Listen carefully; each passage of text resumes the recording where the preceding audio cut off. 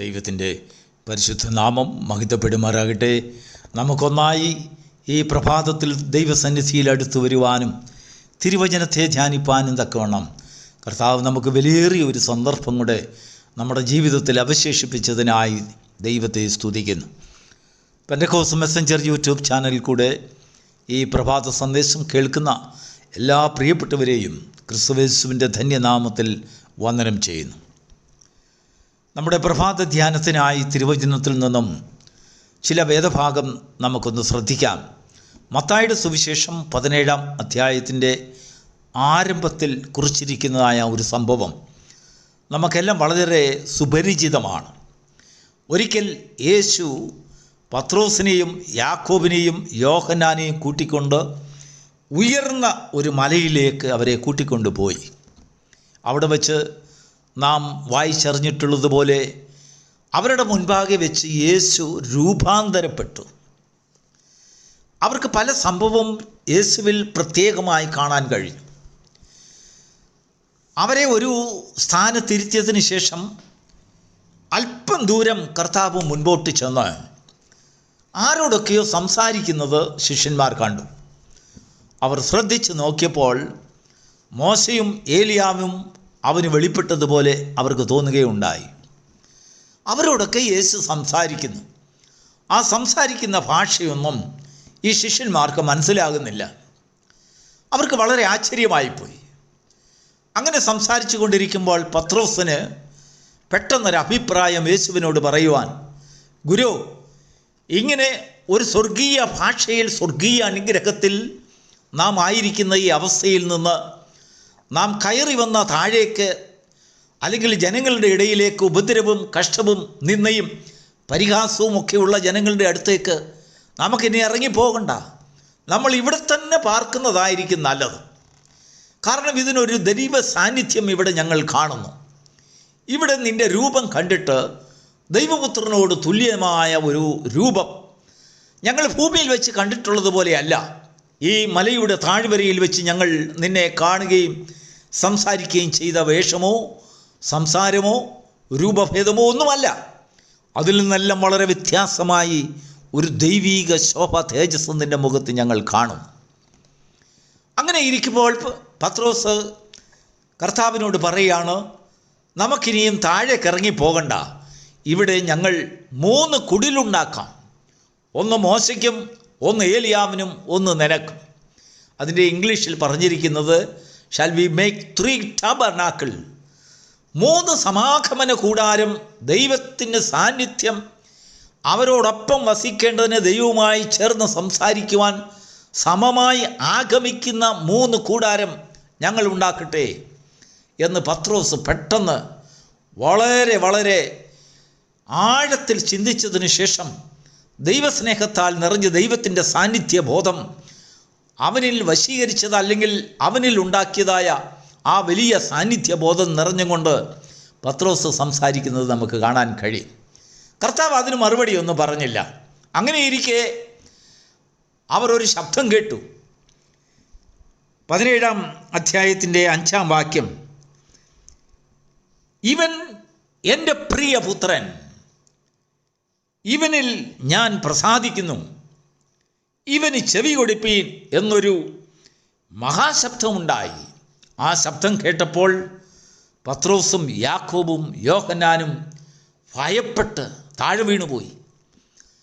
അത്രയ്ക്ക് അവർക്ക് താഴെ വീഴുന്നതായ മഹാശബ്ദം, അവർ ഇതുവരെയും അങ്ങനെയുള്ളൊരു ശബ്ദം കേട്ടിട്ടില്ല.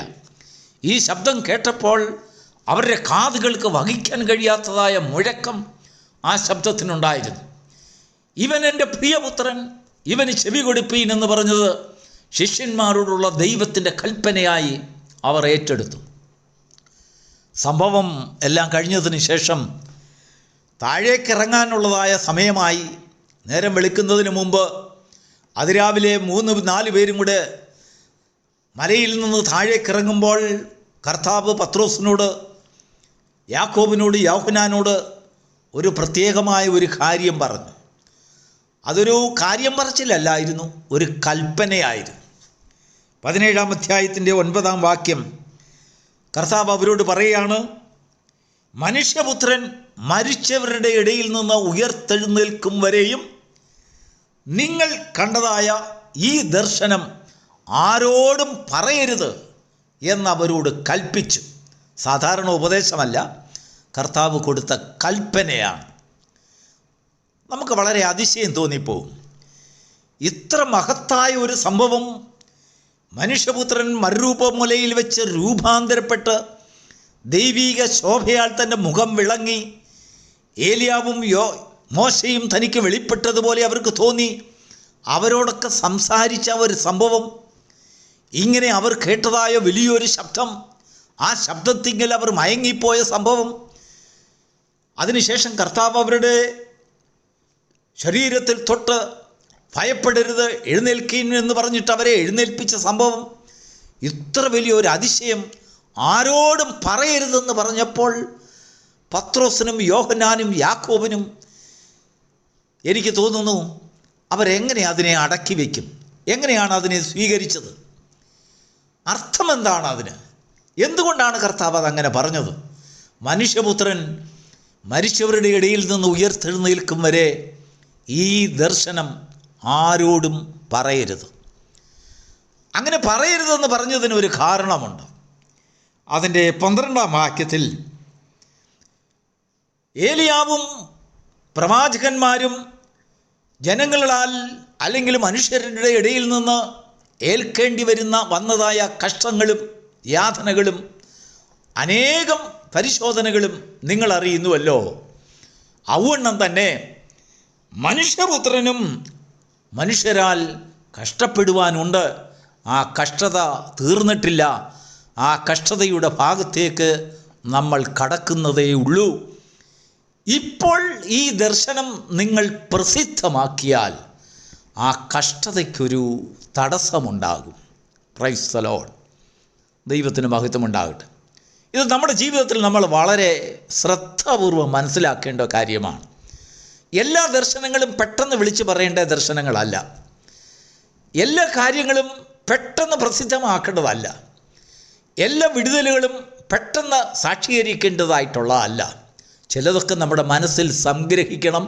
കാരണം ചിലതിൻ്റെ എല്ലാം യാഥാർത്ഥ്യങ്ങൾ നമ്മുടെ ജീവിതത്തിൽ അതൊരക്ഷരാർത്ഥത്തിൽ ഒരാത്മീക ദർശനമായി, ഒരാത്മീക ഒരു നടത്തിപ്പായി നമ്മുടെ ജീവിതത്തിൽ അത് സംഭവിക്കണമെങ്കിൽ ഉയിർപ്പിൻ്റെ ശക്തി അതിനാവശ്യമാണ്.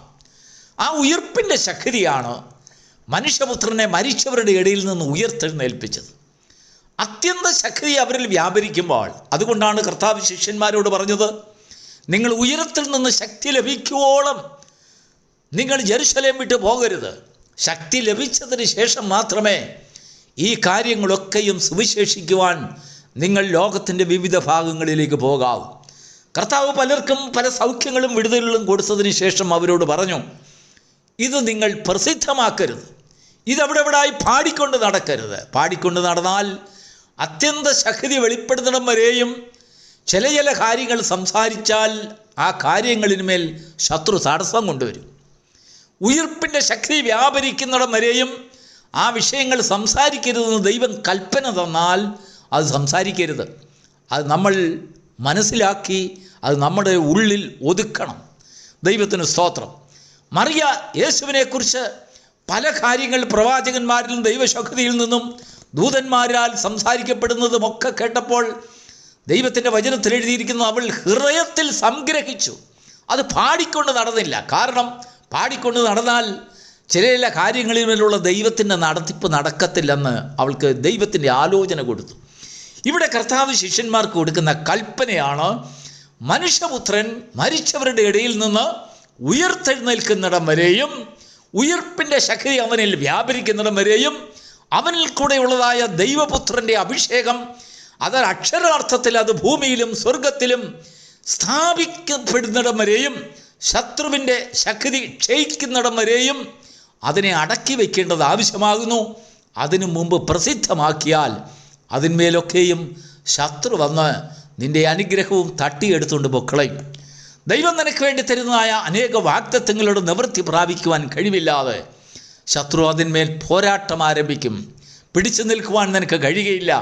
മനുഷ്യപുത്രൻ്റെ ഉയിർപ്പ് വരെയും ഉയിർപ്പിൻ്റെ ശക്തി നിന്നിൽ വ്യാപരിക്കുന്നിടം വരെയും ദൈവം നിനക്ക് തന്നതായ വെളിപ്പാടിൻ്റെയും ദർശനത്തിൻ്റെയും യാഥാർത്ഥ്യങ്ങൾ നിന്നിൽ കൂടെ അത് അഭിഷേകം ചെയ്യപ്പെട്ട് നൽകുന്നിടം വരെയും ശത്രുവിൻ്റെ വാതിലുകൾ അടച്ച് അതിന് ദൈവം അതിന്മേലൊരു അന്ത്യം വരുത്തി നിന്നെ ജയാളിയാക്കുന്നിടം വരെയും വാഗ്ദത്തങ്ങളുടെ അധികാരത്തിന് നിൻ്റെ കരങ്ങളെ, നിൻ്റെ മനസ്സിനെ, നിൻ്റെ ആത്മാവിനെ, നിൻ്റെ കാലുകളെ കർത്താവ് ഉറപ്പിക്കുന്നിടം വരെയും അത് പ്രസിദ്ധമാക്കരുത് എന്ന് കർത്താവ് കൽപ്പന കൊടുക്കുകയാണ്.